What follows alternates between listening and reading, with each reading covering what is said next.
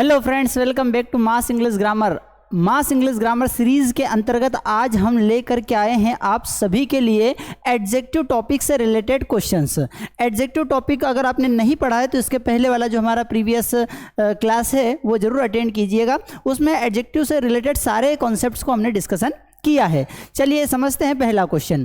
पहला है choose the right option out of the 4 options given below. यहाँ पर आपको 4 विकल्प दिए गए हैं तथा उन 4 विकल्पों में से आपको करेक्ट आंसर को सिलेक्ट करना है। ठीक है। अ गोट वाज ईटिंग सम फ्लावर्स। एक गोट थी, तो गोट कैसी थी? डार्क थी, ब्राइट थी, शाय थी। अरे भैया ये कैसे पहचानेंगे? हमने तो जनरली अभी तक मोस्टली गोट्स देखी थी, वो कैसे देखी है? वो ब्लैक देखी है। क्या देखी है? ब्लैक। तो यहाँ पर क्या हो सकता है?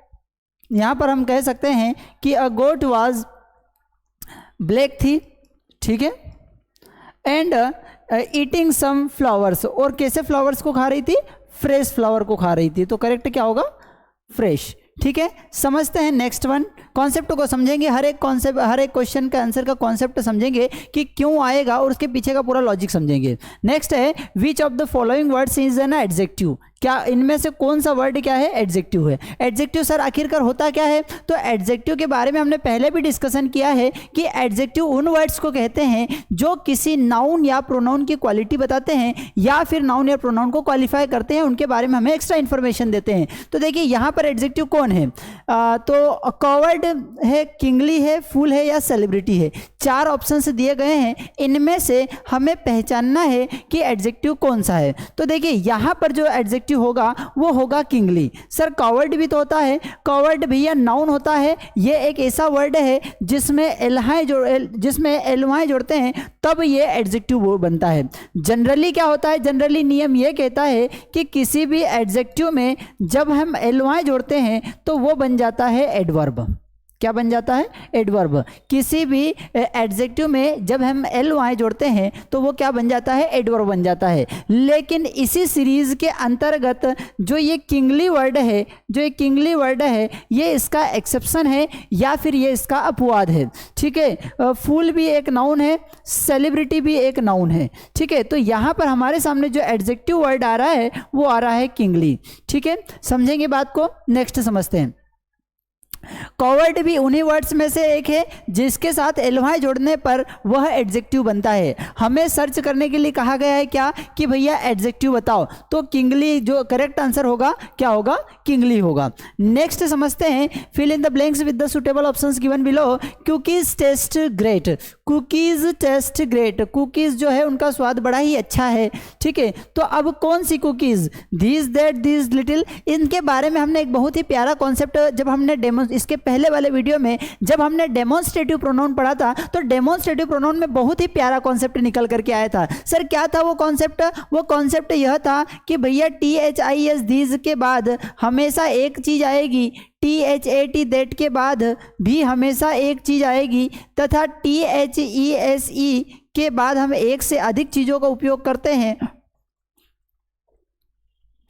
नेक्स्ट है THOSE दोज के बाद भी हम एक से अधिक नाउन या प्रोनाउन का यूज़ करते हैं। कॉन्सेप्ट समझ में आ रहा है कि नहीं आ रहा है? क्या THIS के साथ सिंगुलर का यूज़ करेंगे, THAT के साथ भी सिंगुलर का यूज़ करेंगे, THESE के साथ प्लूरल का यूज़ करेंगे एंड THOSE के साथ भी प्लूरल का यूज़ करेंगे। सर यहाँ पर हमें एक नया कॉन्सेप्ट दिख रहा है, लिटिल। ये लिटिल के साथ क्या आता है? भैया लिटिल के साथ जो आता है वो ना तो एक आता है ना एक से अधिक आता है। तो सर इसके साथ फिर हम क्या यूज़ करते हैं? तो फ्रेंड्स हमेशा हमको ध्यान रखना है कि इनके साथ जो नाउन आएगी, लिटिल के साथ जो नाउन आएगी वो नाउन कैसी होगी? That noun will be uncountable. That noun will be uncountable. Sir ये अनकाउंटेबल क्या होता है? भैया हमने प्रीवियस जो नाउन वाली सीरीज पढ़ी थी उसके अंतर्गत इसके बारे में डिस्कशन किया है कि काउंटेबल मतलब काउंट यानी गिनना, एबल मतलब योग्य। जिसको हम गिन सकते हैं, जो गिनने योग्य हो उसे काउंटेबल कहते हैं तथा अनकाउंटेबल मतलब जो जिसे गिना नहीं जा सकता वो अनकाउंटेबल कहलाता है। ठीक है। अब बताइए, ये देखिए कुकीज, कुकीज यहाँ पर जो वर्ड दिया हुआ है ये IES प्लूरल वाला सेंस निकल करके आ रहा है। यहाँ पर प्लूरल वाला सेंस निकल करके आया है। अब हमने बात ये कही है प्लूरल मतलब एक से अधिक। अब देखिए धीज के साथ हम किसका यूज़ करते हैं? एक का यूज़ करते हैं, तो ये तो हो ही नहीं सकता। दूसरा THAT दैट के साथ भी हम एक का यूज़ करते हैं, ये हो ही नहीं सकता। नेक्स्ट है लिटिल। ठीक है। लिटिल का यूज हम किसके साथ करते हैं, अनकाउंटेबल के साथ। अब यहां पर इसको क्या दिया है, प्लूरल दिया है, अर्थात लिटिल का भी यूज नहीं होगा, बचता कौन है, THESE किसके साथ करते हैं, एक से अधिक के लिए यूज करते हैं, और कुकीज क्या है, एक से अधिक है, तो that will be the correct answer. Getting और not, keep watching us, definitely you will learn a lot of things and a lot of new concept will be taught to you. Okay, next है, I have money to start a retail business. I have money, हमारे पास पैसा है, ठीक है। अब पैसा है, कितना है, ऑल है, होल है, एनी है, इनफ है, ठीक है। ये क्वेश्चंस किससे रिलेटेड है, सर किस टॉपिक को हम पढ़ रहे हैं, तो भैया हम टॉपिक पढ़ रहे हैं एडजेक्टिव। कौन सा टॉपिक पढ़ रहे हैं, एडजेक्टिव। सर एडजेक्टिव क्या काम करता है, भैया ये एडजेक्टिव जो है ना, ये नाउन या प्रोनाउन को क्वालिफाई करता है, ये नाउन या प्रोनाउन की क्वालिटी को बताता है, इसलिए हम इसे क्या कहते हैं, एडजेक्टिव कहते हैं। अब देखिए, मनी के साथ हम आल का यूज करेंगे, होल का यूज करेंगे, एनी का यूज करेंगे या इनफ का यूज करेंगे। एक बहुत ही प्यारा कॉन्सेप्ट आपको बता रहा हूं, यहां पर समझने की कोशिश करेंगे। अब मुझे ये बताइए कि भैया मनी जो है वो काउंटेबल है कि अनकाउंटेबल है। अब आप लगाएंगे क्या, मनी सर आपने थोड़ी देर पहले हमें कहा था कि काउंटेबल मतलब जिसको गिन सकते हैं उसको काउंटेबल कहते हैं, और अनकाउंटेबल जिसको गिन नहीं सकते उसे अनकाउंटेबल कहते हैं। अर्थात इस तरीके से, इस कॉन्सेप्ट के अनुसार अगर हम बात करें तो मनी को आप अगर काउंटेबल मानते हैं, मनी को जैसे ही आपने काउंटेबल माना, that will be incorrect, that will be incorrect.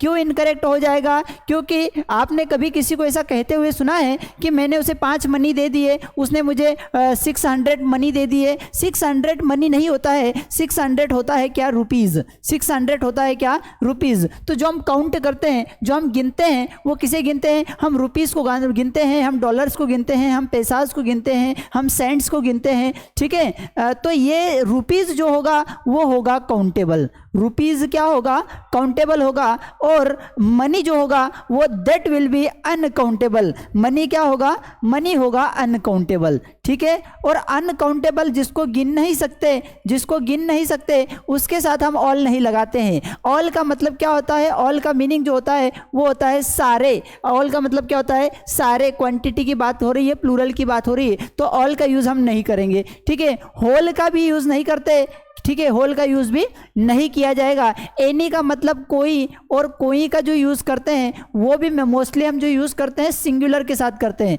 किसके साथ करते हैं, सिंगुलर के साथ करते हैं, अनकाउंटेबल के साथ नहीं करते। और इनफ जो है इसका हम यूज कर सकते हैं अनकाउंटेबल के साथ। तो यहाँ पर जो करेक्ट मीनिंग होगा, इनफ मनी है, पर्याप्त पैसा है, पर्याप्त धन है, ठीक है। तो करेक्ट आंसर होगा वो होगा इनफ। क्या होगा, इनफ होगा। नेक्स्ट कॉन्सेप्ट को समझते हैं। देखिए, हर एक क्वेश्चन में हम आपको एक ने एक कॉन्सेप्ट सिखाने की कोशिश करेंगे। अगर आपको सारे कॉन्सेप्ट से और अधिक अच्छे तरीके से क्लियर करना है तो इसके पहले हमने एक एडजेक्टिव टॉपिक के बारे में समझा है, आप उस टॉपिक को जरूर देखिए, बहुत सारे नए कॉन्सेप्ट्स आपको सीखने के लिए वहां मिलेंगे।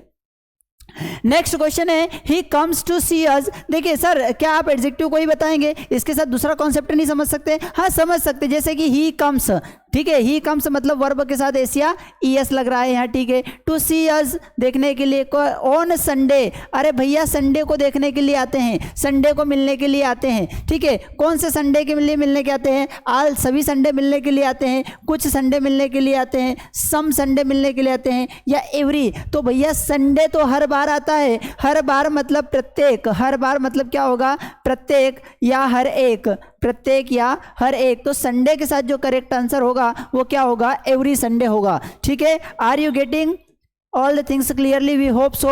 okay, next, roses is, roses smell, roses मतलब जो है एक से अधिक रोज हो गए, और एक से अधिक जब प्लूरल के साथ होता है तो वर्ब का फर्स्ट फॉर्म लगता है। अगर ये रोज सिंगुलर होता तो वर्ब के साथ एस या ईएस लगता, ठीक है। बात रोजेस की हो रही तो इसलिए स्मेल लगाए, यहाँ तक सही है। अब रोज स्मेल, जो रोज की स्मेल आती है वो किस तरीके की आती है, क्या वो स्वीटली आती है, क्या मच स्वीटली आती है, वेरी स्वीटली आती है, स्वीट आती है। अब यहाँ से बहुत ही प्यारा कॉन्सेप्ट आपको समझने को मिलेगा, कृपया देखते रहिए, समझते रहिए। देखिए, सब्जेक्ट प्लस वर्ब का first form plus object, subject plus verb का फर्स्ट फॉर्म प्लस ऑब्जेक्ट। यहां पर देखिए, he ran fast, she wrote nicely. ठीक है सर, ये क्या है? ये फास्ट और नाइसली क्या है भैया? देखिए दो, एक और सेंटेंस समझते हैं। ही इज हैप्पी, ठीक है, और ही लिव्स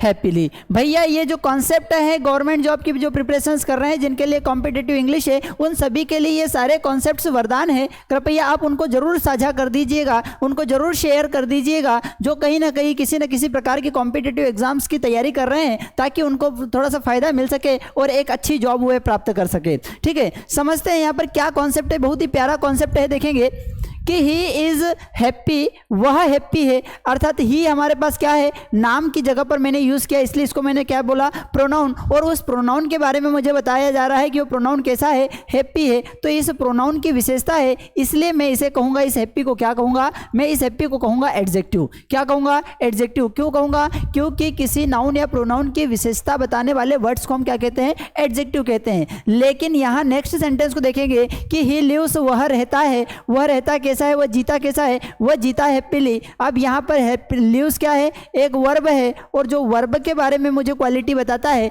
जो वर्ब की विशेषता बताता है, जो वर्ब को क्वालिफाई करता है, उसे हम एडवर्ब कहते हैं। जो वर्ब को क्वालिफाई करता है उसे हम क्या कहते हैं? एडवर्ब कहते हैं। तो यहाँ पर हैप्पी जो था वो था एडजेक्टिव, क्योंकि वह प्रोनाउन की क्वालिटी बता रहा था, तथा जो लिव्स के साथ जो हैप्पीली लगा हुआ है वह एडवर्ब कहलाएगा, क्योंकि वह वर्ब को क्वालिफाई कर रहा है या वर्ब की विशेषता बता रहा है। कॉन्सेप्ट समझ में आ रहा है? अब देखेंगे ही रेन फास्ट, वह तेज दौड़ा। तो मुझे बताइए कि यह उसकी विशेषता है या फिर उसके काम की विशेषता है? यह उसकी विशेषता है, जो फास्ट दौड़ रहा है तो उसकी विशेषता है, या उसके काम की विशेषता है? यह विशेषता उसके दौड़ने की है, अर्थात ये उसके काम की है। और जब ये इसके काम की विशेषता है तो in that case that will be considered as adverb. क्या माना जाएगा? उसको एडवर्ब कंसिडर किया जाएगा। That will be considered as an adverb, adverb के रूप में उसे कंसिडर किया जाएगा। क्यों कंसिडर किया जाएगा? क्योंकि यह उसके वर्क की क्वालिटी बता रहा है।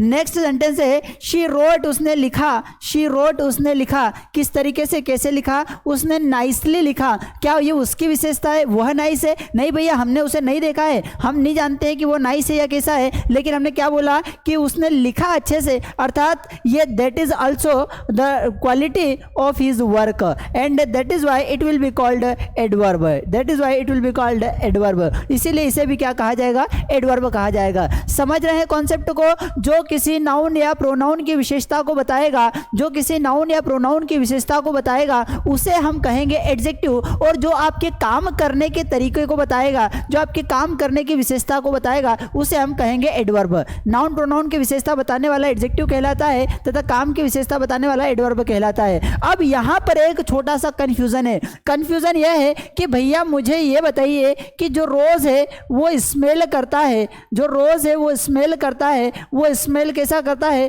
तो वो स्मेल करता है, स्वीट करता है। ठीक है, स्वीटली कर रहा है। ठीक है, अब यहाँ पर दो कॉन्सेप्ट है। हमने कहा है कि जो स्वीट है वो नाउन है, और जो स्वीटली है वो एडजेक्टिव है। सॉरी, जो स्वीट है वो एडजेक्टिव है, और जो स्वीटली है वो एडवर्ब है। ठीक है, अब यहाँ पर आपके सामने बड़ा ही प्यारा क्वेश्चन है कि अब ये जो रोजेस स्मेल कर रहा है, तो ये रोज की क्वालिटी है या स्मेल करने की क्वालिटी है? ठीक है, तो यहाँ पर आपको कई लोगों को कंफ्यूजन हो सकता है कि सर ये तो रोज की क्वालिटी नहीं है, उसकी स्मेल करने की क्वालिटी है। कुछ लोग कहेंगे कि रोज की क्वालिटी है। अब यहाँ पर आपको समझा देता हूँ मैं कि यहाँ पर यूज किया जाएगा स्वीट। यहाँ पर क्या यूज किया जाएगा? स्वीट, जो कि किसकी क्वालिटी है? रोज की क्वालिटी है, और इसलिए ये क्या कहलाएगा? एडजेक्टिव कहलाएगा। सर हम अभी तक आपने जितने भी सेंटेंसेस लिखे थे, उन सारे सेंटेंसेस में लास्ट में आने वाला वर्ब के बाद आने वाला एडवर्ब कहलाया था, लेकिन यहाँ पर वर्ब के बाद आने वाला एडजेक्टिव कहलाया। तो क्या ऐसी कोई सी दूसरी वर्ब्स भी होती है कि जिनके बाद वर्ड्स जो आते हैं, जो क्वालिटी बताने वाले वर्ड्स आते हैं, वो एडवर्ब न होते हुए एडजेक्टिव होते हैं? तो हाँ, कुछ ऐसे वर्ब्स हैं जिनके बाद आने वाले जो वर्ड रहेंगे वो एडवर्ब होते हैं। जैसे कि जिनको हम अपनी पंच इंद्रियों, हमारे जो 5 सेंसेस हैं, अलग अलग हमारे सेंसेस हैं, उनसे फील कर सकते हैं, उनके लिए जिनको हम अपने सेंसेस से फील कर सकते हैं, उनके लिए जिनको हम परसेप्शन कर सकते हैं, जिनको हम परसेप्ट कर सकते हैं, उनके लिए हम जो यूज़ करते हैं वो एडजेक्टिव का यूज़ करते हैं। सर इसमें कौन कौन से आते हैं? इसमें आता है सी, इसमें आता है टेस्ट, इसमें हियर, इसमें होता है स्मेल, इसमें होता है फील। ठीक है, ये वर्ब्स ऐसी वर्ब्स है जो परस्यू करने के लिए यूज़ की जाती है, और इनके बाद जो वर्ड आएगा वो एडजेक्टिव होगा, एडवर्ब नहीं होगा। इन वर्ब्स के बाद जो वर्ड आता है वो वर्ड एडजेक्टिव होता है, एडवर्ब नहीं होता है। दूसरी वर्ब को क्वालिफाई करने वाले जो भी रहते हैं वो एडवर्ब कहलाते हैं, लेकिन इन वर्ब्स को जो क्वालिफाई करने वाले रहते हैं वो क्या कहलाते हैं भैया? एडजेक्टिव कहलाते हैं। तो इसलिए यहाँ पर जो करेक्ट आंसर होगा वो क्या होगा? स्वीट होगा। ये स्वीटली भी क्या है? एडवर्ब है। मच स्वीटली भी क्या है? एडवर्ब है। वेरी स्वीटली भी क्या है? एडवर्ब है। लेकिन हमें आवश्यकता किसकी है? एडजेक्टिव की है। क्यों? क्योंकि हमारे पास जो वर्ब है वो कौन सी वर्ब है? स्मेल। और इन वर्ब्स के बाद जो यूज किया जाता है वो क्या यूज किया जाता है? एडजेक्टिव का यूज किया जाता है। कॉन्सेप्ट समझ में आ रहा है? ठीक है, नेक्स्ट क्वेश्चन देखते हैं। सर आप काफ़ी स्पीड में पढ़ा रहे हैं। भैया हमारा स्पीड में इसलिए पढ़ा रहे हैं ताकि ज़्यादा से ज़्यादा क्वेश्चंस आप कवर कर पाए और ज़्यादा से ज़्यादा कॉन्सेप्ट्स को आप समझ पाए। हम आपके समय की अहमियत को समझते हैं। हम कॉम्पिटिटिव एग्जाम्स की प्रिपरेशन करने वाले स्टूडेंट्स के समय की अहमियत को समझते हैं। आपके लिए हर एक मिनट इंपॉर्टेंट है। हम आपके समय को बिल्कुल भी गंवाना नहीं चाहते, इसलिए टू द पॉइंट बात कर रहे हैं। ही स्टडीज़ वो पढ़ता है ऑल द टाइम, सारे समय। He is one of the most student in the class. बताइए कि जो अपने कार्य के प्रति जो गंभीर है, अपने काम को लेकर के सिंसियर है, जो अपनी पढ़ाई समय पर कर रहा है, ऐसे व्यक्ति को हम क्या कहेंगे? क्या ऐसे व्यक्ति को हैप्पी कहेंगे? जरूरी नहीं कि ऐसा व्यक्ति हैप्पी हो, ठीक है, तो ये भी नहीं हो सकता है। क्या ऐसा व्यक्ति बोरिंग होता है? जी नहीं। ऐसा व्यक्ति कॉम्प्लिकेटेड, उलझा हुआ रहता है? नहीं, उलझा हुआ है, दैट इज नॉट श्योर। ऐसे व्यक्ति को हम कहते हैं सिंसियर। क्या कहते हैं? सिंसियर कहते हैं। नेक्स्ट समझते हैं। She was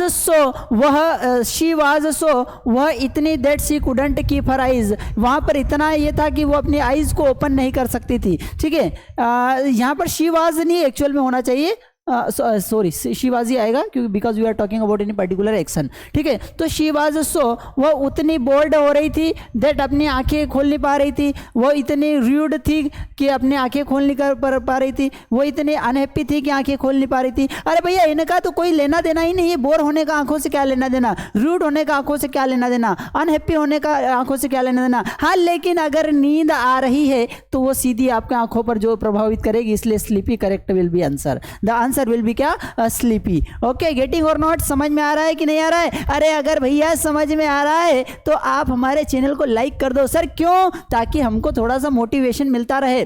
fill in the blank. It was so, यह इतना था कि क्या? मेरी आंखें जो है वो खोल नहीं पा रहा था। इतना क्या रहेगा? अरे भैया इतना डार्क रहेगा, इतना लाइट एंड रहेगा, इतना डीम रहेगा। डार्क रहेगा तो आंखें आराम से खुलेगी, डीम रहेगा तो भी आंखें खुल जाएगी। लाइटेड, अरे स्पेलिंग ही गलत दे दी भैया आपको कहां से? इट वॉज सो ब्राइट, इतना उजाला था कि I was unable to open my eyes और I had to shield my eyes. Getting और नॉट? तो correct answer will be bright. Next समझते हैं, अगला समझते हैं फ्रेंड्स।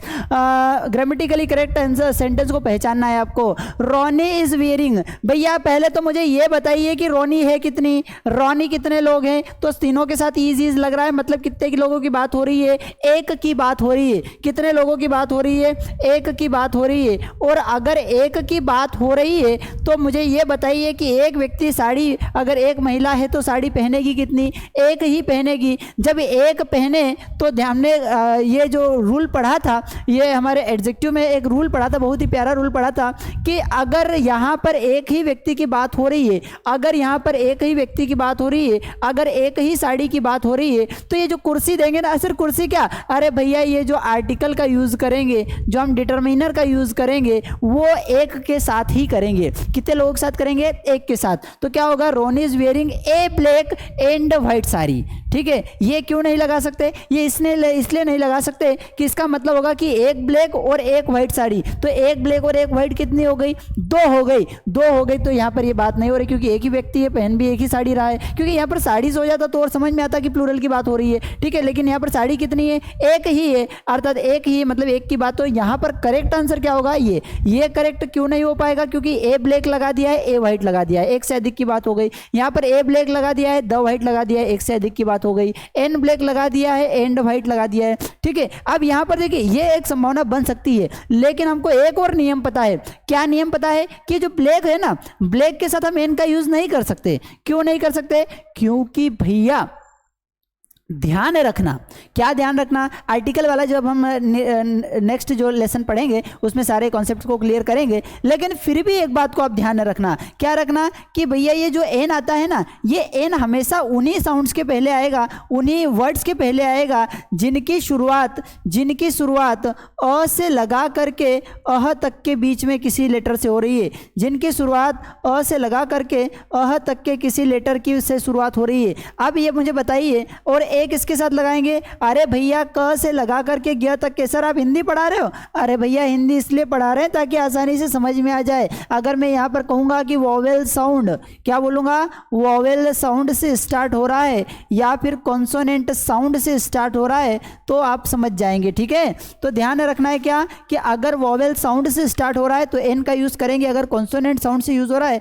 तो ए का यूज़ करेंगे। अब मुझे ये बताओ कि ये जो ब्लैक मतलब ब, अब ब जो है वो वोवेल हो कि कॉन्सोनेंट है, जो बी है वो वोवेल है कि कॉन्सोनेंट है, सर बी तो कॉन्सोनेंट होता है। हाँ तो कॉन्सोनेंट होता है तो कॉन्सोनेंट के साथ तो हम ए का यूज करते हैं, यहाँ क्या यूज कर लिया है, एन का यूज कर लिया है, that is why it will be also incorrect. Got it और not, you will definitely get all the concepts clearly. okay, next है choose the correct form of the adjective for the given sentence। अब हमें क्या ढूंढना है भैया, adjective का correct form ढूंढना है। क्या, और मेन एक ऐसा व्यक्ति जो श्योर टू सक्सीड, वो सफल होने के लिए निश्चित होता है, तो ऐसा व्यक्ति क्या कहलाता है, जो सफल होगा ही कौन होगा, जो इंडिजीनियस है नहीं, जो इंडस्ट्रियलाइज्ड है नहीं, जो इंडस्ट्रियल है नहीं, जो इंडस्ट्रियस है। सर ये इंडस्ट्रियस का मतलब क्या होता है, इंडस्ट्रियस का मतलब होता है उद्यमी।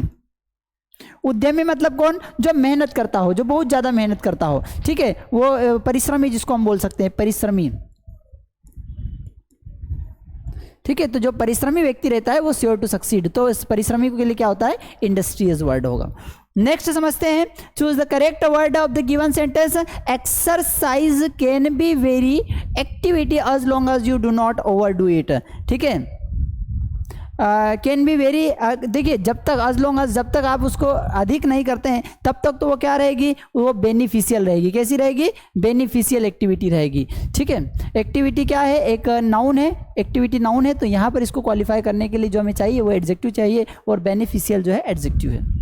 Next, fill in the blank with the correct word in the given sentence. Mother ordered a beautiful marble table, ठीक है, मदर ने ऑर्डर्ड करी a beautiful marble table for the living room, ठीक है। अब जो मार्बल की टेबल थी वो कैसे हो सकती है, क्या वो सर्कल हो सकती है, क्या वो सर्कुलर हो सकती है, क्या वो सर्कलिंग हो सकती है, क्या वो सर्कुलर होती है। देखिए फ्रेंड्स यहाँ पर बहुत ही प्यारा, ये जो ई आर वाला कॉन्सेप्ट है ना, ये तो होता ही नहीं है, यहाँ सर्कुलर में ई आर आता ही नहीं है, ठीक है। आता क्या है, ए आर आता है। सर्कल मतलब गोल, अब ये गोल जो हम सर्कल बोलते हैं ये नाउन कहलाता है। जो सर्कल जो गोल होता है उसका मतलब क्या, वो क्या कहलाता है, नाउन कहलाता है। अब हमको क्या करना है, हमको ये टेबल की विशेषता बताना है, हमको टेबल की क्या बताना है, विशेषता। और टेबल क्या है, एक नाउन है, तो जो नाउन की विशेषता को बताता है, जो नाउन की विशेषता को बताता है वो क्या कहलाता है, वो एडजेक्टिव कहलाता है, ठीक है। तो हमें नाउन का यूज नहीं करना है। ये सर्कलिंग जो है ना, सर्कलिंग कभी कई बार क्या होता है कि एडवर्ब का काम करता है, हाँ, ये कई बार क्या होता है, एडवर्ब का काम करता है या फिर नाउन का काम करता है या फिर एडजेक्टिव का काम करता है। लेकिन यह टेबल एक सिंगल शब्द है, तो यहाँ पर इसके लिए जो करेक्ट आंसर होगा वो होगा सर्कुलर। क्या होगा, सर्कुलर टेबल की बात हो रही है, ठीक है। Next, ambition does not always conduce, ambition always does not conduce to happiness, ठीक है। जो हमारी महत्वाकांक्षाएं जो होती है, अगर एम्बिशंस हमारी महत्वाकांक्षाएं अधिक हो जाती है तो अधिक महत्वाकांक्षाएं कभी भी एक हैप्पीनेस को नहीं देती। और कौन सी हैप्पीनेस को नहीं देगी? जो अल्टीमेट हैप्पीनेस जो आती है वो कभी भी महत्वाकांक्षाओं से नहीं आती है। अल्टीमेट हैप्पीनेस जो आएगी वो हमारे संतोष से आती है। किससे आती है? संतोष से आती है, सेटिस्फेक्शन से आती है। ठीक है, एम्बिशन से जो है अल्टीमेट हैप्पीनेस नहीं आती है। नेक्स्ट है the books are gone before improvement. कोई चीज़ इंप्रूवमेंट के लिए जा रही है तो इंप्रूवमेंट में गुड नहीं होता है, इंप्रूवमेंट में रूड नहीं होता है, इंप्रूवमेंट से ब्यूटीफुल नहीं होता है। इंप्रूवमेंट हमेशा किसको लाता है? ग्रेटनेस को लाता है। इंप्रूवमेंट हमेशा किसको लाता है? ग्रेटनेस को लेकर के आता है। ठीक है, नेक्स्ट है अब जो है फाइंड द एरर वाला एक प्रॉपर सीक्वेंस में आया है, एसएससी लेवल से और एक थोड़ा सा अपडेट लेवल से आया है। ठीक है, समझते हैं। This book is more preferable, this book is more preferable to that. ठीक है, अब यहाँ पर इसको बहुत ही प्यारे तरीके से समझेंगे। देखिए, ये जो प्रीफरेबल है ना, प्रीफरेबल एक कंपेरेटिव सेंस है। प्रीफरेबल कैसा है? एक डिग्री, एक तरीके से कंपेरेटिव डिग्री है। और प्रीफरेबल के बाद हमेशा टू का यूज़ किया जाता है। ये बात एकदम सही है, करेक्ट है। सर गलती कहाँ पर हो रही है? हमने बोल दिया कि भैया ये ऑलरेडी कंपेरेटिव अगर तुलनात्मक है तो फिर यहाँ पर मोर हम क्यों लगाएं? अगर ये ऑलरेडी कंपेरेटिव है तो यहां पर हमें मोर का यूज नहीं करना है। ठीक है, we don't have to use more. Sir ये क्या कह रहे हैं आप? ये आप कंपेरेटिव क्या कह रहे हैं, ये मोर क्या कह रहे हैं? ये हमको कॉन्सेप्ट नहीं समझ में आ रहा है। तो ठीक है, समझते हैं इसको। देखिए भैया, गुड का मतलब होता है अच्छा। गुड का मतलब क्या होता है? अच्छा। बेटर का मतलब क्या होता है? से अच्छा। और बेस्ट का मतलब क्या होता है? सबसे अच्छा। तो इसको मैं कहूंगा कंपेरेटिव, इसको मैं कहूंगा पॉजिटिव और इसको मैं कहूंगा सुपरलेटिव। अगर मेरे पास पहले से ही पे कंपेरेटिव डिग्री दी हुई है, बेटर। ठीक है, कई बार क्या होता है कि बहुत सारे वर्ड्स ऐसे वर्ड्स होते हैं जिनमें हम ER और EST लगा करके कंपेरेटिव और सुपरलेटिव डिग्री नहीं बनाते हैं। अब ER और EST लगा करके कंपेरेटिव डिग्री नहीं बनाते तो फिर ऐसी स्थिति में हम क्या करते हैं? जैसे हमारे पास एक वर्ड आया कि ब्यूटीफुल। ठीक है, अब ब्यूटीफुलर और ब्यूटीफुलेस्ट लगाने से तो रहे, तो फिर हम उसको कंपेरेटिव बनाने के लिए क्या करते हैं? हम लगा देते हैं कि भैया एक तो ब्यूटीफुल है, दूसरा मोर ब्यूटीफुल है और तीसरा क्या है? मोस्ट ब्यूटीफुल है। तो कंपेरेटिव डिग्री बनाने के लिए मैंने क्या लगाया? मोर। अब मोर किसके साथ लगा रहा हूं? जिसमें मैं ER नहीं लगा सकता, जिसमें मैं ER नहीं लगा सकता। अब मैंने क्या मतलब जिसको पॉजिटिव है और कंपेरेटिव नहीं है। अब ये पहले से ही कंपेरेटिव है तो फिर ऐसी स्थिति में हम मोर का यूज नहीं करेंगे, इनकरेक्ट हो जाएगा। Next, Sita is perhaps the bravest and clever girl. अब भैया देखिए, अब ये एक बात तो ये बता दी कि ये सुपरलेटिव डिग्री है। एक ही नाउन को जब आप क्वालिफाई कर रहे हैं तो ऐसी स्थिति में एक बात ध्यान रखना, क्या कि दोनों डिग्री समान होगी। दोनों डिग्रीज कैसे समान होगी? कि अगर एक कंपेरेटिव है तो दूसरी भी कंपेरेटिव होगी, एक सुपरलेटिव है तो दूसरी भी सुपरलेटिव होगी, एक नॉर्मल है पॉजिटिव है तो दूसरी भी पॉजिटिव होगी। अब इसने क्या बताया कि क्लेवर तो है चतुर, ठीक है, और ब्रेवेस्ट मतलब सबसे बहादुर। तो सबसे बहादुर है तो वो सबसे क्लेवरेस्ट भी होगी, क्योंकि बात एक ही की हो रही है। तो ऐसी स्थिति में हम यहाँ पर भी इसको क्या करेंगे? क्लेवरेस्ट कर देंगे। ठीक है, तो क्या होगा? Sita is perhaps the bravest and the cleverest. तो यहाँ पर जो एरर है उसमें क्लेवर में इसके साथ क्या यूज़ किया जाएगा? EST का यूज़ किया जाएगा। नेक्स्ट समझते हैं, out of this 2 books, in 2 books में से आई बाय द लीस्ट कॉस्टली। ये लीस्ट जो होता है ना, ये लिस्ट जो होता है ना, ये कहलाता है सुपरलेटिव। क्या कहलाता है? सुपरलेटिव। और सुपरलेटिव का मतलब क्या होता है? सबसे। सर कंपेरेटिव का मतलब क्या होता है? कंपेरेटिव का मतलब होता है 2 में से। ठीक है, मतलब जो ER वाला आता है वो 2 में से यूज़ किया जाता है और EST वाला आ जाता है वो सबसे यूज़ होता है। कैसे सर? इसको ऐसे समझ सकते हैं कि जो राम है वो मोहन से, जो राम है वो मोहन से अच्छा है। ठीक है, तो अब यहाँ पर हम क्या कहेंगे कि Ram is better than Mohan. अब बेटर क्यों लगाया? बेटर हमने कंपेरेटिव ER वाला लगाया। क्यों लगाया? क्योंकि हम बात किसकी कर रहे हैं? राम और मोहन की कर रहे थे।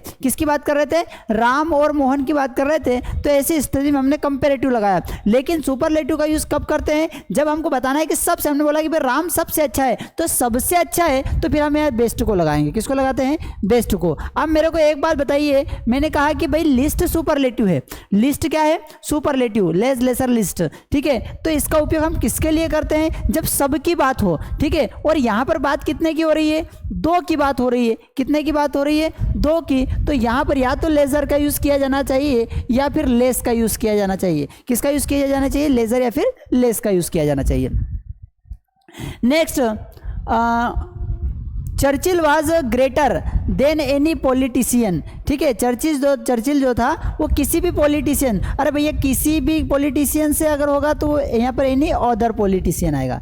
क्या होगा, एनी अदर। ये एनी के बाद हमेशा अदर का यूज अपन को करना है। नेक्स्ट समझते हैं, the girl said that she preferred the blue gown then. आप देखिए भैया, आप एक बात बहुत ही प्यारा कॉन्सेप्ट समझ लेंगे हमारे साथ ही साथ। सर क्या है कॉन्सेप्ट, जरा हमें भी बताओ। आपको बता देते हैं कि अगर आपके किसी डिग्री में, अगर किसी सेंटेंस में प्रीफर आ जाए, सीनियर हो, जूनियर हो, इंफीरियर हो, तो ऐसी स्थिति में इनके बाद हमको देन का उपयोग नहीं करना है। सर क्या यूज करना है, तो इनके बाद आपको टू का यूज करना है। यहां पर प्रीफर आ गया, प्रीफर्ड के बाद क्या यूज करना है, आपको टू का यूज करना है, देन का यूज नहीं करना है। कॉन्सेप्ट समझ में आ रहा है, आया समझ में कॉन्सेप्ट। नेक्स्ट समझते हैं, The two first chapters of this book are interesting. The two first, हमने कल एक कॉन्सेप्ट पढ़ा था, कल मतलब एडजेक्टिव में, ठीक है। हमने एडजेक्टिव वाला जो क्लास ली है उसमें एक कॉन्सेप्ट पढ़ा था कि अगर दो ऑब्जेक्ट आ जाए, एक कॉर्डिनल भी आ जाए और एक ऑर्डिनल भी आ जाए। सर ये कॉर्डिनल ऑर्डिनल क्या होता है, ठीक है, नहीं समझ में आ रहा है, दूसरे तरीके से समझते हैं। अगर एक तो आता है कि क्या गिनती दो प्रकार की आती है, एक तो आती है फर्स्ट, सेकेंड, थर्ड, ठीक है। और एक गिनती क्या आती है, 1 2 3 4। ये समझ में आया। अगर ये दोनों गिनती एक साथ आ जाए, यहाँ आ गई भाई, एक फर्स्ट भी आ गया और टू भी आ गया, एक इधर की पारी से आ गया, एक इधर की पारी से आ गया। अगर ये दो गिनती एक साथ आ जाए तो पहले जो गिनती आएगी वो ये वाली आएगी, कौन सी, first, second, third, fourth, fifth, sixth, seventh, ठीक है। और उसके बाद ये 1 2 3 4 वाली आएगी। यहाँ पर क्या हो गया, ये 1 2 3 4 वाली पहले आ गई, फर्स्ट वाली बाद में आ गई, तो दैट विल बी इनकरेक्ट। बात समझ में आ गया, कॉन्सेप्ट समझ में आया। नेक्स्ट समझते हैं, not less than 2000 soldiers were killed। अब मुझे ये बताइए कि ये जो सोल्जर्स के हैं, ये सोल्जर्स काउंटेबल है कि अनकाउंटेबल है।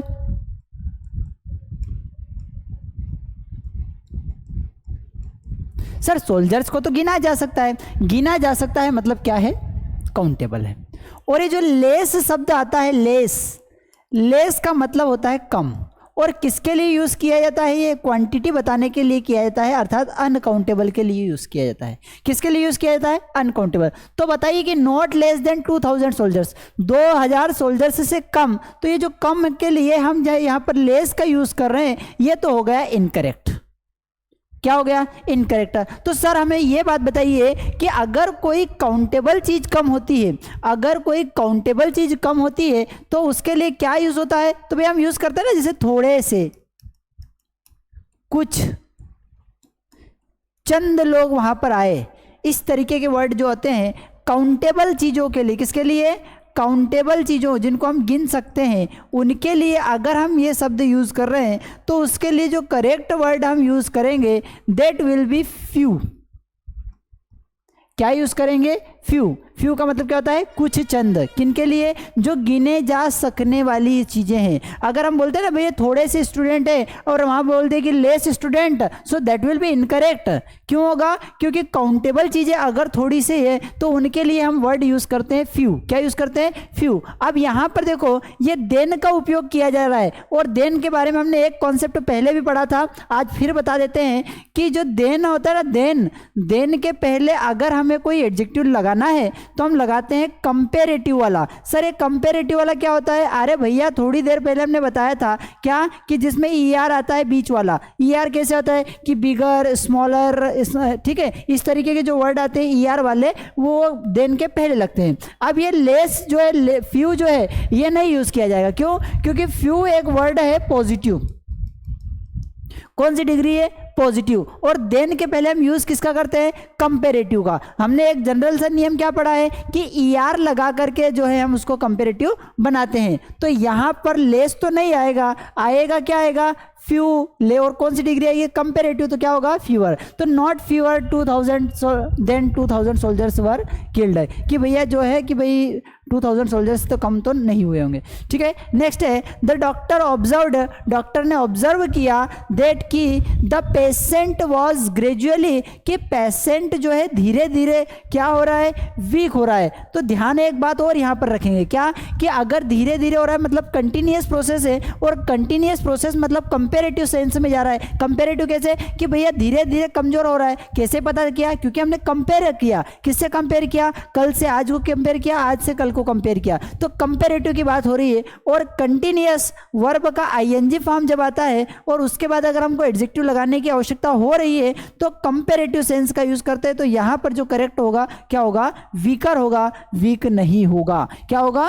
वीकर का उपयोग करेंगे। नेक्स्ट समझते हैं कि इट इज़ ईजी, ये बड़ा ही आसान है to talk about a problems then resolve it. It is easy, बड़ा ही आसान है to talk about a problem. किसी एक प्रॉब्लम के बारे में बात करना आसान नहीं होता है। जनरली हम यहाँ पर डेफिनेट सेंस की बात कर रहे हैं तो यहाँ पर द का से यूज़ किया जाएगा। तो it is easy to talk about the problem then to resolve it. ठीक है, एक और यहाँ पर एरर जो है दिख रहा है बहुत ही प्यारा, क्योंकि ये देन आ गया है, ध्यान रखेंगे।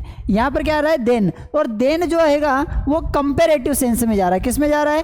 कंपेरेटिव सेंस में जा रहा है। जब कंपेरेटिव सेंस में जा रहा है तो हमने भी थोड़ी देर पहले पढ़ा था क्या कि देन वाले के पहले अगर हमको कहीं ना कहीं एडजेक्टिव यूज़ करना पड़ रहा है, देन के लिए अगर हमें कोई सा एडजेक्टिव यूज़ करना पड़ रहा है तो वो एडजेक्टिव कौन सा लगाते हैं? हम कंपेरेटिव वाला लगाते हैं। कौन सा लगाते हैं? कंपेरेटिव वाला। मतलब ये ER वाला। सर ये ER वाला क्या है कॉन्सेप्ट? जरा हमको समझा दो। देखिए भैया समझते हैं इसको क्या है कॉन्सेप्ट।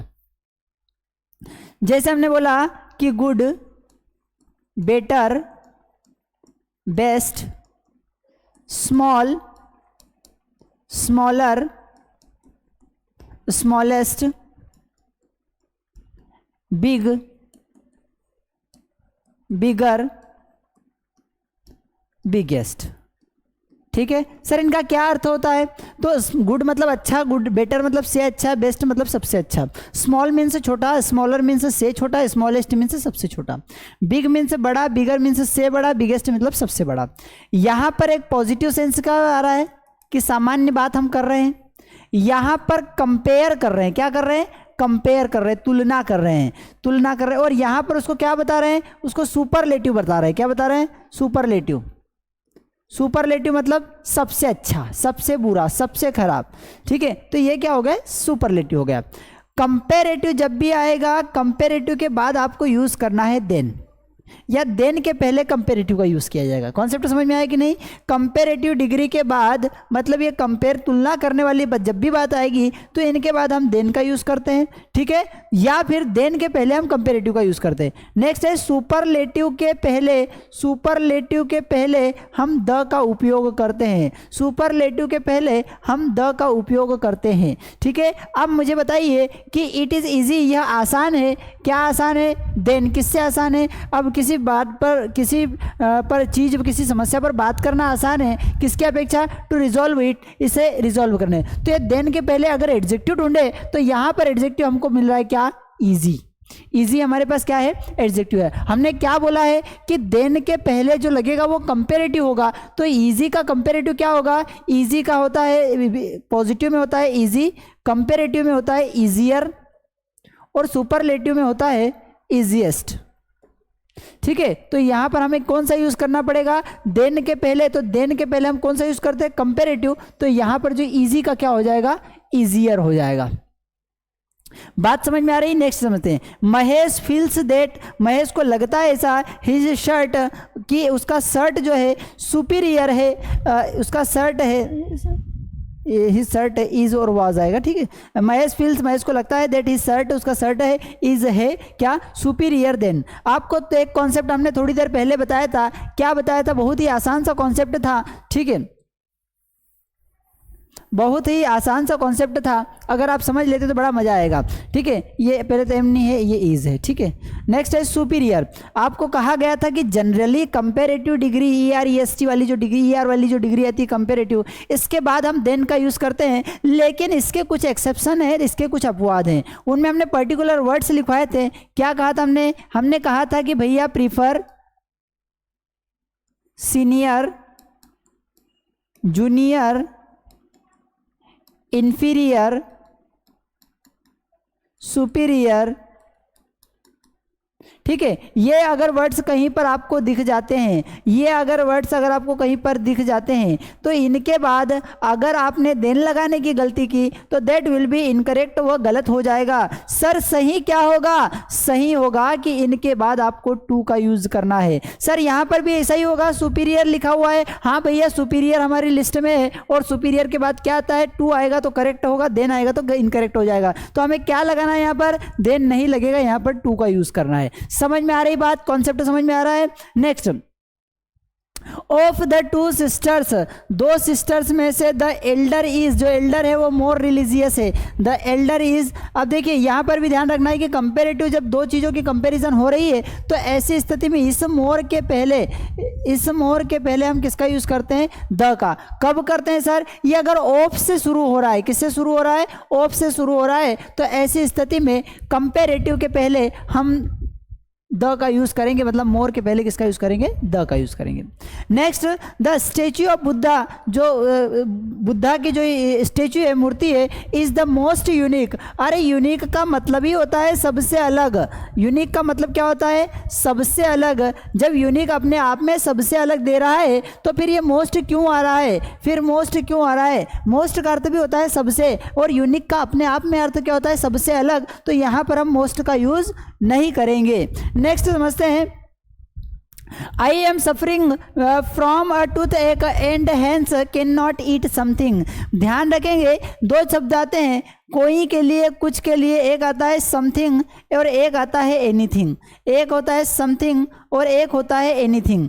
क्या ध्यान रखना है भैया? ध्यान आपको ये रखना है कि पॉजिटिव सेंटेंस, अगर सेंटेंस पॉजिटिव है, सकारात्मक बात हो रही है, तो आप समथिंग का यूज़ कर देंगे, और नेगेटिव में, इंट्रोगेटिव में आपको यूज़ करना है एनीथिंग का। किसका यूज़ करना है? एनीथिंग का। अब मुझे बताइए कि ये सेंटेंस किस तरीके का सेंस दे रहा है कि I am suffering from tooth, एक मुझे दांत में दर्द है, एंड इसलिए hence can not eat something. Can not, not मतलब नेगेटिव। अगर नेगेटिव की बात हो रही है तो बताइए कि हम समथिंग लगाते हैं कि एनीथिंग लगाते हैं? सर हम एनीथिंग लगाते हैं। यहाँ पर क्या लगा हुआ है? समथिंग लगाए, तो that will be incorrect, the end the correct one will be anything. Got it? समझ में आया कॉन्सेप्ट? हमारे साथ बने रहिए, आपको बहुत सारे नए कॉन्सेप्ट सीखने को मिलेंगे। और सर क्या करना है भैया? लाइक कर दो, थोड़ी सी मेहनत कर रहे हैं, हमको थोड़ा सा प्रोत्साहन मिल जाएगा। लाइक नहीं करेंगे हम, मत करो, लेकिन एक काम कर दो यार, शेयर कर दो। क्यों सर? ताकि जरूरतमंद लोगों तक ये पहुंच जाए कॉन्सेप्ट। और सब्सक्राइब करना मत भूलना। क्यों सर? इसमें आपका फायदा है, मेरा कुछ नहीं जाता। सर आपका, हमारा फायदा क्या है? अरे भैया आपका फायदा ये है कि इससे इतने प्यारे प्यारे कॉन्सेप्ट आप तक सबसे पहले पहुंच जाएंगे।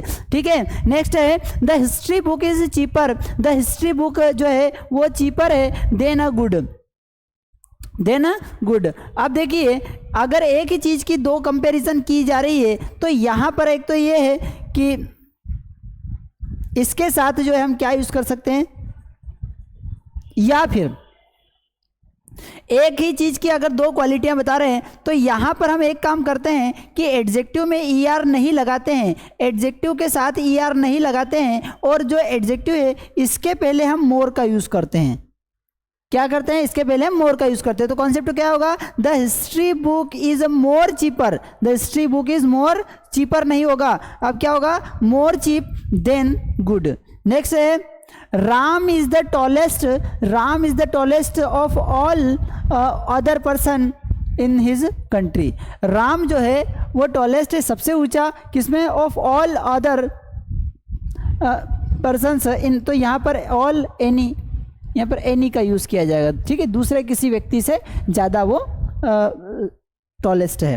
नेक्स्ट है I do not have some books to read right now. I do not have, मेरे पास नहीं है, सम बुक्स, कुछ किताबें, टू रीड, पढ़ने के लिए, राइट नाउ, इस समय, ठीक है। तो इसमें नो प्रॉब्लम, इसमें कोई प्रॉब्लम नहीं है, दैट इज नो एरर, ठीक है। नेक्स्ट है ऑल रिन्यू लाइसेंस। भैया ये क्या है, एक रिन्यू एक वर्ब है, रिन्यू एक वर्ब है जिसका अर्थ होता है नवीनीकरण करना। ऑल रिन्यू लाइसेंस, और जो लाइसेंस है ये एक नाउन है। कभी कभी क्या होता है कि कोई सी वर्ब जो आ जाती है वो नाउन की विशेषता बताने के लिए आ जाती है। जैसे कि बहुत ही प्यारा कॉन्सेप्ट, इसको हम कहते हैं पास्ट पार्टिसिपल। जब हम वर्ब पढ़ेंगे तो इस टॉपिक को और अच्छे तरीके से डिस्कशन करेंगे। अभी आपको बता देते हैं कि पास्ट पार्टिसिपल होता क्या है। पास्ट पार्टिसिपल है वर्ब का थर्ड फॉर्म, पास्ट पार्टिसिपल है वर्ब का थर्ड फॉर्म, और इसका उपयोग हम करते हैं एडजेक्टिव के रूप में। सर एडजेक्टिव क्या होता है, पहले ही बताया है कि नाउन या प्रोनाउन की विशेषता बताता है। जैसे कि भैया टेबल है,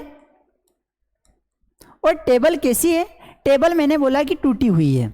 अब टूटने के लिए वर्ब क्या आती है, ब्रेक। टूटने के लिए वर्ब क्या होता है, ब्रेक होता है। अब हमको क्या लिखना है कि टूटी हुई, तो टूटी हुई के लिए ब्रेक, ब्रोक, और थर्ड फॉर्म लगा देंगे हम ब्रोकन। ये वर्ब का थर्ड फॉर्म है। विशेषता किसकी बता रहा है, टेबल की बता रहा है। इसका अर्थ क्या हुआ, टूटी हुई। तो जब वर्ब का थर्ड फॉर्म किसी नाउन या प्रोनाउन की विशेषता बताने के लिए उपयोग किया जाएगा तो उसे हम कहेंगे पास्ट पार्टिसिपल। जनरली ऐसा होता है। कैसे, जैसे हमने बोला बर्न ने जलना या जलाना, और हमने लिख दिया बर्नट, इसका मतलब होता है जला हुआ। बर्नट क्या होती है, मान लो कि चपाती है तो जली हुई चपाती हो गई। अच्छा, सेंड यानी क्या होता है, भेजना, और मैसेज कैसा होता है, सेंट मैसेज। सेंट मैसेज मतलब भेजे हुए मैसेज। तो ये सेंड वर्ब है और उसका सेकेंड फॉर्म सेंट है और थर्ड फॉर्म भी सेंट है। यहाँ वर्ब का थर्ड फॉर्म आ रहा है, क्या बता रहा है, इसकी विशेषता बता रहा है, इस मैसेज की विशेषता बता रहा है कि मैसेज कैसा है, भेजा हुआ है। तो ये हमारा काम किसका कर रहा है, एडजेक्टिव का। तो जब नाउन या प्रोनाउन की विशेषता बताने के लिए हम किसी वर्ब का उपयोग कर रहे हैं तो उस समय वर्ब जो यूज की जाएगी वो थर्ड फॉर्म में यूज की जाएगी। किस फॉर्म में यूज की जाएगी, थर्ड फॉर्म में। जैसे ऑफिसर रिटायर होना मतलब अपने सेवानिवृत्त होना, तो सेवानिवृत्त हुए तो उसके लिए हम यूज करते हैं रिटायर्ड ऑफिसर। तो यहाँ पर जो लाइसेंस है ना वो रिन्यूड हो रहा है, क्या होगा, रिन्यूड। रिन्यू एक वर्ब है और इसका थर्ड फॉर्म क्या होगा, रिन्यूड लाइसेंस। तो नवीनीकृत किए गए license may be collected from the cashiers counter. Concept समझ में आ गया। नेक्स्ट समझते हैं।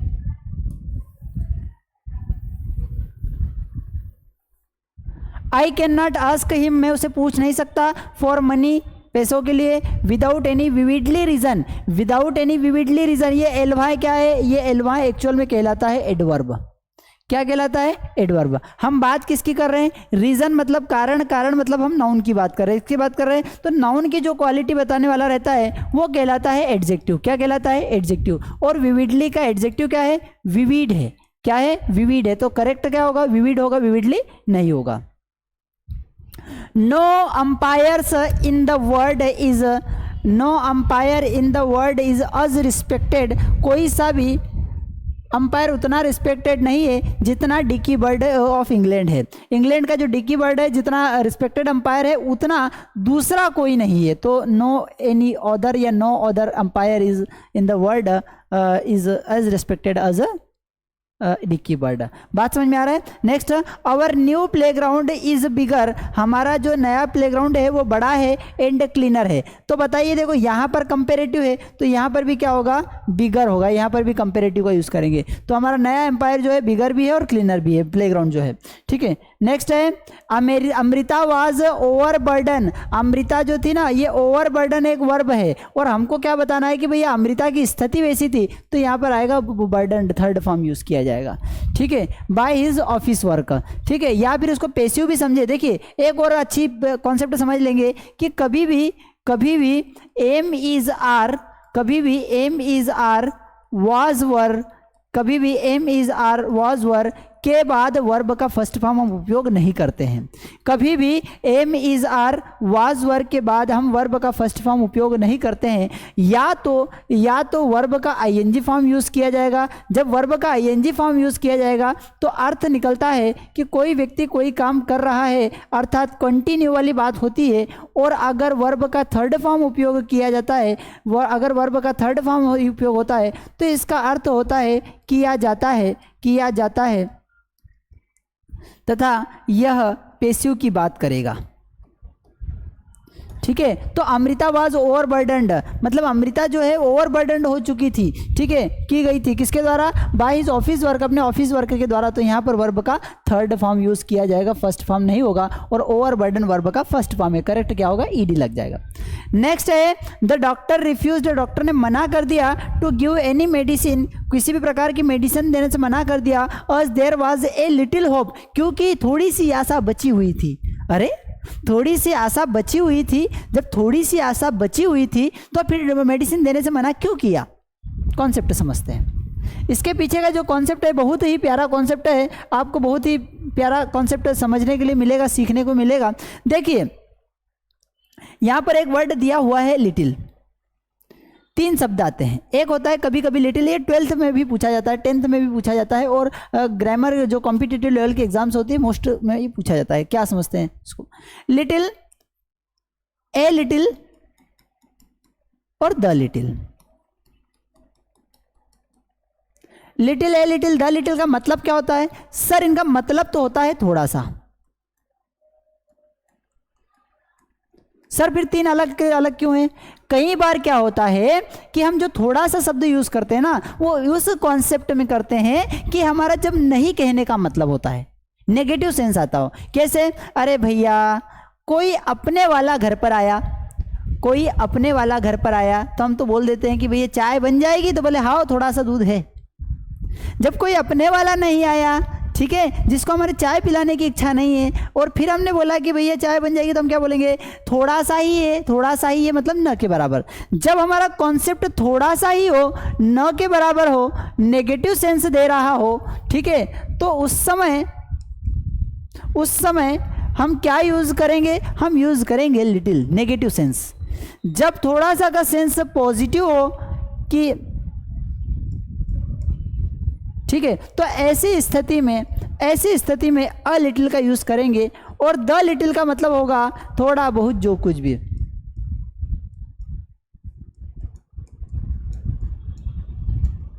जब थोड़ा बहुत जो कुछ भी वाला कॉन्सेप्ट हो तो हम द लिटिल का यूज करेंगे, थोड़ा सा हाँ ए लिटिल का यूज करेंगे। समझते हैं क्या है कॉन्सेप्ट। द डॉक्टर ने रिफ्यूज्ड कर दिया, मना कर दिया, किस चीज़ के लिए? टू गिव, देने के लिए। क्या? एनी मेडिसिन, कोई दवाई देने के लिए मना कर दिया। क्यों? क्योंकि देयर वाज अ लिटिल, क्योंकि थोड़ी सी पॉजिटिव आस बची थी। अरे भैया जब पॉजिटिव आस बची हुई थी तो फिर दवाई देने से मना क्यों किया?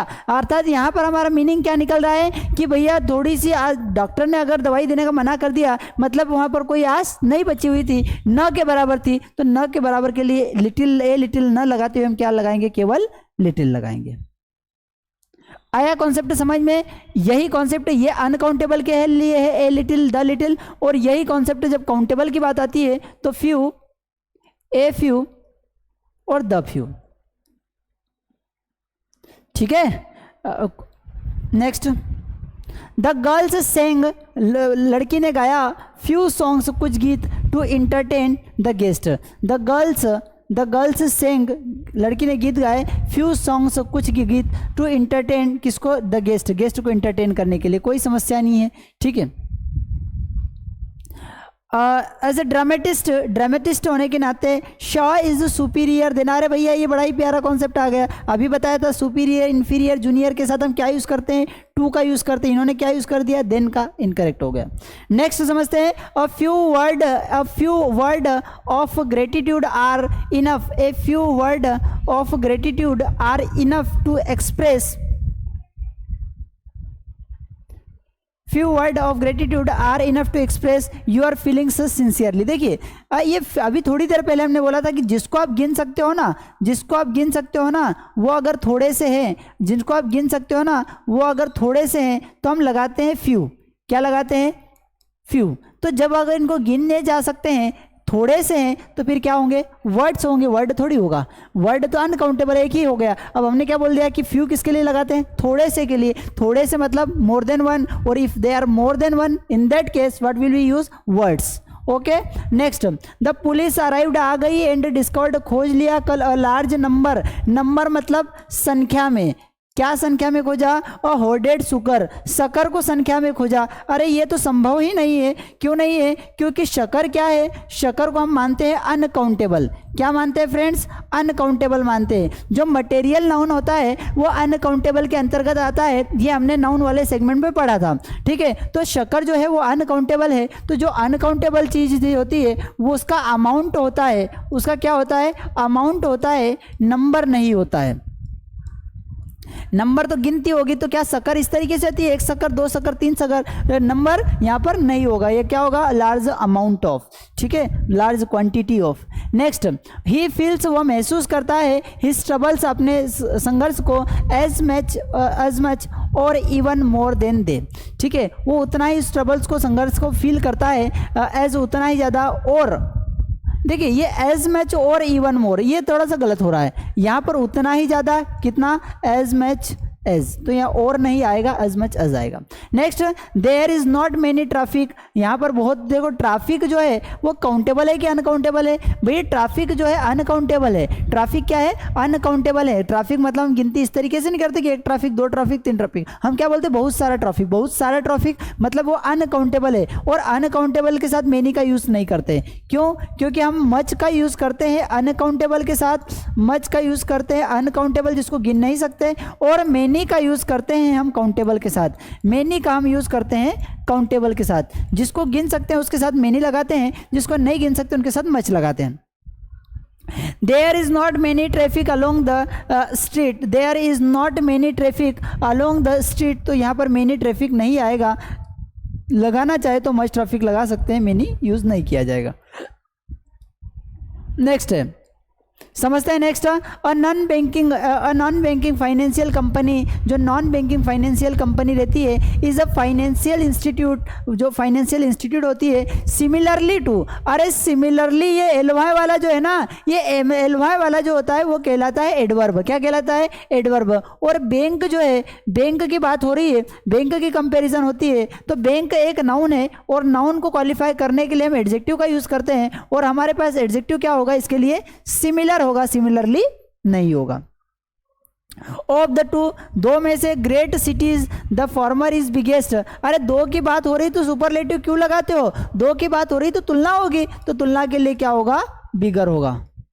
नेक्स्ट, एज ए ड्रामेटिस्ट होने के नाते, Shaw, George Bernard GB Shaw जो है बहुत ही अच्छे लेखक ड्रामेटिस्ट रहे, तो as a dramatist Shaw is superior, अरे भैया वही बात आ गई, सुपीरियर इन्फीरियर जूनियर के बाद देन का उपयोग नहीं करते, लगाते हैं टू, क्या लगाते हैं, टू का उपयोग करते हैं। नेक्स्ट समझेंगे, Krishna ran to the nearing grocery store, Krishna दौड़ी या कृष्णा दौड़ा किसके पास, नियरिंग ग्रोसरी स्टोर, पास की ग्रोसरी स्टोर के पास, टू बाय बिस्किट्स, बिस्किट खरीदने के लिए, जैसे कि हिज पेरेंट्स, उसके पेरेंट्स ने वर एक्सपेक्ट कर रहे थे गेस्ट के बारे में, तो यहाँ पर नियरिंग नहीं होगा, क्यों नहीं होगा, क्योंकि द सुपरलेटिव द डिग्री है, सुपरलेटिव के बाद क्या होगा, नियरेस्ट होगा, नियरिंग कोई वर्ड नहीं होता है, क्या होगा, नियरेस्ट का यूज किया जाएगा। नेक्स्ट समझते हैं, एवरीवन अग्रीज, एवरीवन सहमत होता है, that the Ganga is the holiest, Ganga जो है वो होलीएस्ट, सबसे होलीएस्ट रिवर है, of all any other rivers of the India, of all other का उपयोग नहीं किया जाएगा। Next, Anurag is eclipsed, Anurag eclipsed चपेट में आ गया by his wife who is cleverer, जो कि क्या है, क्लेवरर है, and amusing, cleverer and amusing then he is. ठीक है, तो क्लेवरर अगर कंपेरेटिव डिग्री लगा रहे हैं तो फिर यहां पर लगाएंगे अपन मोर, क्या लगाएंगे, मोर।